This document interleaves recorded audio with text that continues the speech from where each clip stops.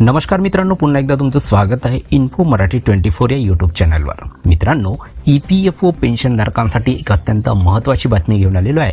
बातमी आहे EPFOवर पेन्शनधारक संतप्त, पेन्शनरची भयानक टिप्पणी। मित्रांनो, काय ह्या बातमीमध्ये नक्की बघूया, पण त्याआधी जर तुम्ही आपल्या चॅनलवर नवीन असाल तर चॅनलला सबस्क्राईब करून बाजूला दिलेल्या बेल आयकॉनला नक्की क्लिक करा। व्हिडिओ जर कामाचा आणि महत्त्वाचा वाटला तर व्हिडिओला लाईक करून आपल्या मित्रपरिवारासोबत नक्की शेअर करा। आणि हो मित्रांनो, व्हिडिओला शेवटपर्यंत नक्की बघा, जेणेकरून तुमच्याकडून कोणतीही माहिती सुटणार नाही। मित्रांनो, देशभरातील पेन्शनधारकांना अर्थमंत्री निर्मला सीतारामन यांच्याकडून किमान पेन्शन वाढवण्याच्या घोषणेची अपेक्षा होती, परंतु त्यांची निराशा झाली। अर्थसंकल्पीय भाषणानंतर पेन्शनर उन्नीकृष्णन म्हणाले की अर्थसंकल्प सादरीकरण जवळजवळ संपेपर्यंत आम्हा सर्वांना अपेक्षा होती की काहीतरी घोषणा होईल। EPS पेन्शनधारकांसाठी काहीही नाही। हे सर्व अशोक राऊत आणि प्रायोजित यूट्यूबर गेली अनेक वर्ष रोज खोट्या बातम्या देत आहेत।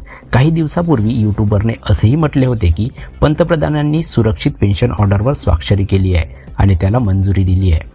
त्याचप्रमाणे 3-4 दिवसापूर्वी असेही सांगण्यात आले होते की सरकारने सुधारित पेन्शन DA सह मंजूर केले आहे। गुगलने कालही असाच समाचार घेतला होता।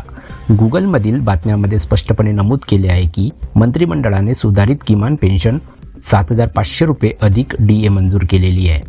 अर्थसंकल्पात काहीही निष्पन्न न झाल्याने सरकार वेळ न दवडता यूट्यूब आणि गुगल न्यूजवर तातडीने योग्य ती कायदेशीर कारवाई करेल का?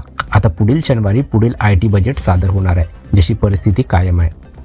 आता EPS पेन्शनधारकांना कोणतेही अतिरिक्त लाभ मिळणार नाहीत, कारण सर्वोच्च न्यायालयाच्या 4 नोव्हेंबर 2022च्या आदेशाची अंमलबजावणी न केल्याबद्दल सरकारला पूर्ण पाठिंबा मिळाला आहे। आता फायनान्स मिनिस्टर सरकारी कर्मचारी आणि पेन्शनधारक आणि खासदार आणि मंत्र्यांसाठी करमुक्त पगाराची घोषणा करू शकते। सरकार आता मिळणारी पेन्शन बंद करणार नाही आणि त्यावर कोणताही कर लावणार नाही, अशी आशा करूया।